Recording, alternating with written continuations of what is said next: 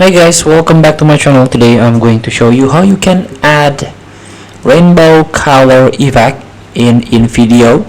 So here we go. This is a video editor web-based version, web browser version.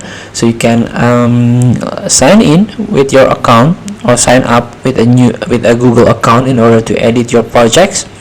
And here you can upload your project here. You can drop your image and videos here. After that, in order to add effects, you can click the canvas. Then there is a effects icon at the top of your screen. Click it, and this is the spatial effect. So there is a gradient overlay. Click it, and this is the rainbow color effect that I mentioned before. So you can click in order to add first, but let's try the easy one, the normal one. So you can, this is the normal, this is the color burn, exclusion, a dissolve, a hue, for example, and then so on.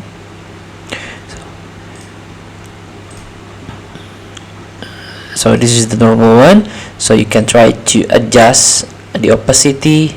You can try to if you choose one, it will block the video, but so the default is 0.5, or you can try with 0.4.